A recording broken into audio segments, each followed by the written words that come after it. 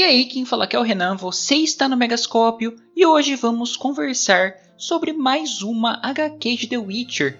Essa foi a última concluída, lançada pela Dark Horse Comics e a CD Projekt Red. Ela se chama The Witcher Fading Memories. Mas antes de irmos para a HQ, só queria lembrar vocês que aqui no Mega vocês encontram todas as reviews das HQs já lançadas, seja pela Dark Horse ou com os games de The Witcher.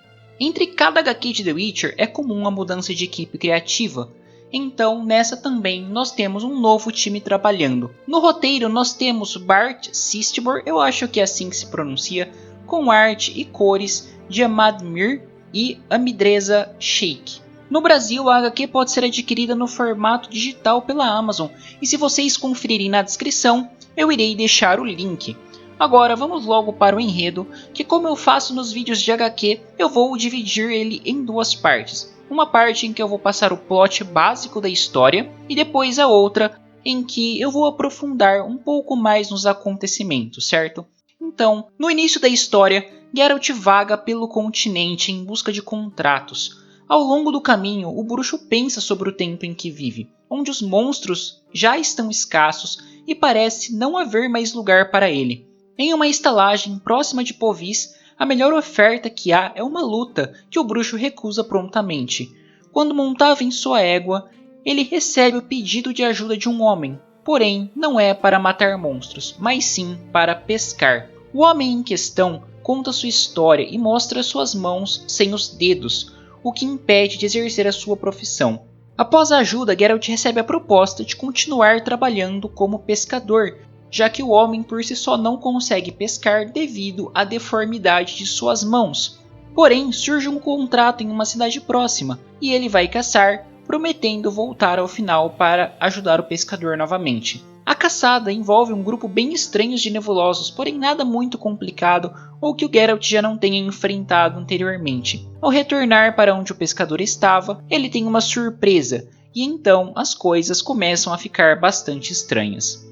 Certo, agora vamos para o momento spoiler. Se você não quer conferir os spoilers da HQ, eu vou deixar o tempo embaixo para vocês pularem para a análise do roteiro, da arte e da colorização. Enfim, voltando para a história. Quando Geralt retorna, ele encontra o pescador enforcado. O homem se suicidou nesse meio tempo e Geralt questiona muito os motivos dele ter feito isso. E um dos motivos é porque ele não se encontrava mais no mundo em que ele estava, ele não conseguia exercer o seu dom, que era a pesca. Ele já fora uma vez pirata, e após essa vida ele virou pescador, porém certo dia ele acabou matando uma sereia, e as sereias, em retaliação, comeram seus dedos e o machucaram muito.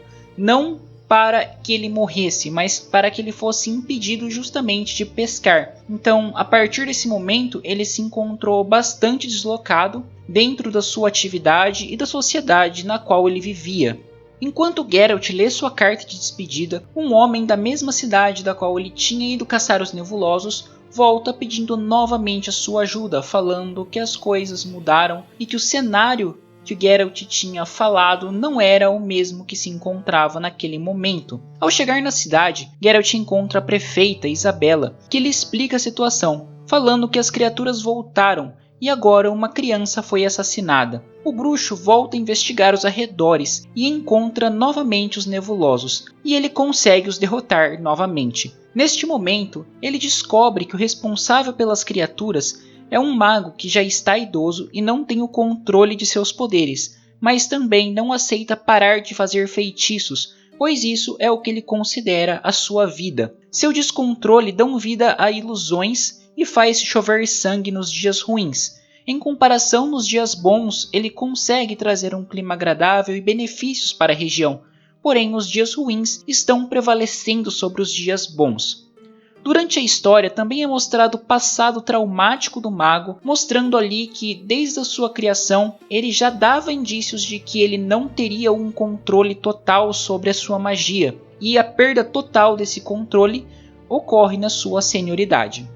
Geralt e Isabela discutem, porque Geralt acha que o mago tem que parar de fazer magia. Isabela, em partes também, só que ela tem muita dó do mago porque ele não tem uma consciência do que está acontecendo e mesmo com o sumiço da criança e entrando em um estado de choque temporário, ele volta a esquecer tudo o que aconteceu. Então não adianta explicar qual é a real situação para ele, quais são os malefícios que ele está trazendo, porque ele não vai desistir de fazer magia. Tendo isso em vista, Geralt não toma nenhuma ação precipitada. Ele simplesmente abandona a cidade e no caminho ele vê a casa da mãe que perdeu o filho com uma ilusão viva, possivelmente criado pelo mago, que está ali representando seu filho. Geralt acaba não interferindo e vai realmente embora. A prefeita ainda o convida para ficar na cidade e ajudar com o mago, porém Geralt se recusa. Procurando um lugar para passar a noite, o bruxo para na mesma pousada em que foi desafiado pela primeira vez com um homem, antes de ir para a cidade do seu contrato. Novamente, o bruxo é desafiado pelo mesmo homem que o ataca pelas costas. Com reflexos rápidos, Geralt mata o agressor, uma mulher que também o ataca, e corta a perna de um outro que reage. A cena lembra bastante o massacre de Blaviken, logicamente em um contexto bem mais reduzido, mas também aquele instinto de autodefesa que o bruxo possui. E o taverneiro fica bastante perplexo com a situação em que acaba de ver. Seu estabelecimento todo ensanguentado, 2 cadáveres, um homem sem perna. E então Geralt larga o taverneiro lá embaixo limpando toda a bagunça e sobe para o quarto. Nesse trecho é interessante que mesmo que o bruxo que foi o desafiado da história que sofreu o ataque pelas costas acaba sendo visto como monstro pelo taverneiro, como se ele já não pertencesse mais àquele local realmente, como se não houvesse necessidade dele ter aquela reação de defesa, mesmo que as pessoas que o atacaram tinham a intenção de matá-lo. Mas bom, agora voltando para a história, quando já está em seu quarto, o bruxo ouve algumas batidas na porta. No meio da noite, quem o acorda é Dalmont. Esse é o nome do mensageiro que o levou para o primeiro contrato, que o chamou de volta depois e que era assistente de Isabela, da prefeita. Ele o ataca e foge. Geralt agora está ferido e ele desce as escadas e pede ajuda ao taverneiro, que não se mostra muito disposto a ajudar. Por fim, Geralt está em uma ilusão, onde é convidado para ficar por lá e desistir da vida em que se encontrava. Porém, ele se recusa. Esse final da história é bem interessante. Sim, o Geralt sai vivo da situação, ele está ferido, está machucado, e acredito que naquele momento, naquela ilusão, ele tinha a oportunidade de desistir da vida, então como se ele fosse realmente morrer ali e não fazer mais parte de uma sociedade que o enxerga como monstro.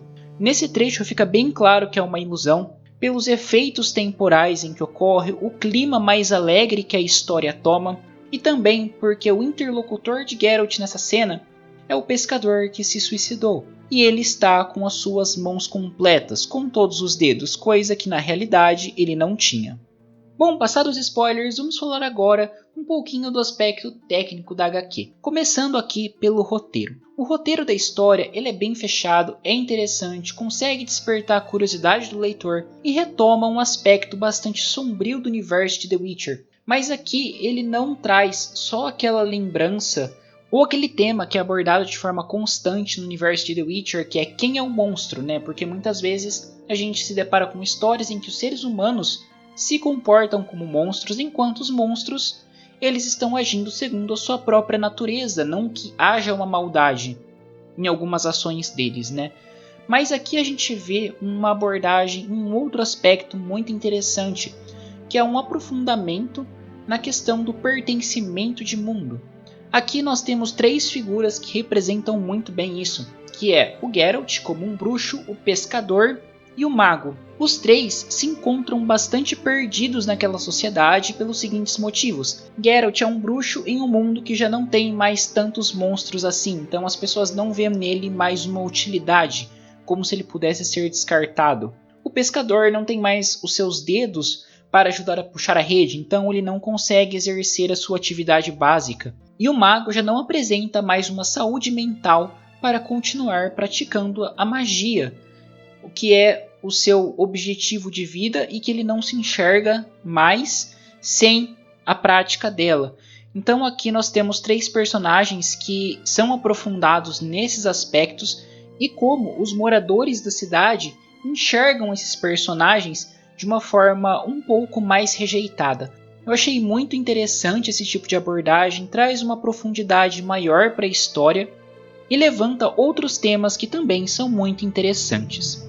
Agora vamos falar da arte e da colorização. Aqui é um ponto bem interessante porque ambas as partes combinam com o estilo da narrativa. Então a narrativa é uma coisa bastante sóbria, bastante sombria, e aqui nós temos esse aspecto. Nós temos algumas digressões temporais, como é comum nas HQs de The Witcher, para mostrar alguns fatos passados, aqui no caso, focando mais no passado do mago e do pescador, mas fica bastante claro também a transição. E as cores, quando está na cidade, é muito legal como que elas são escuras e representam bem o clima do ambiente, os problemas que a cidade está passando. Somente pelo comportamento dos personagens e das cores utilizadas, já dá para se pressupor que ali não está uma coisa muito agradável de se viver, que existem problemas e que está difícil de solucioná-los. E agora vamos falar um pouco da arte e da colorização. Ambas combinam bastante com o tom da história, e é bem interessante como a arte um pouco mais suja e a utilização de cores um pouco mais escuras, mas não necessariamente puxado para a cor preta e sim para a cor roxo azulado, consegue transparecer mais o clima melancólico do que o clima de terror em si. Mas aí fica a pergunta, vale a pena ler The Witcher Fading Memories? E a resposta é sim. Ela é uma ótima história do universo de The Witcher, seus dilemas são abordados de forma cirúrgica e vão bem além da questão do mal menor, abordando também o pertencimento em um mundo que está em constante mudança e que impõe reposicionamentos constantes. A arte segue o padrão das histórias de A Casa de Vidro e Filhos da Raposa ao adotar tons mais sombrios do continente. O enredo é bem trabalhado e ao mesmo tempo que agrada aos fãs mais antigos do bruxão ao colocar o peso de anos de profissão em suas costas, também pode ser lida de forma independente que a mesma sensação de peso é transmitida tranquilamente.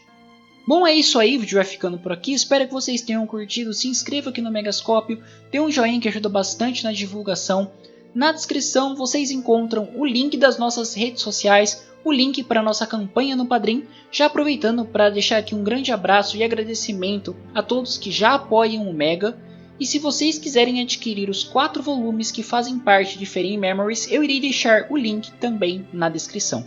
Nos comentários, fala aí se você já leu The Witcher Fading Memories, qual é a sua HQ favorita de The Witcher, e lembrando que sugestões para futuras temáticas são sempre muito bem-vindas. Bom, é isso aí, muito obrigado e até a próxima!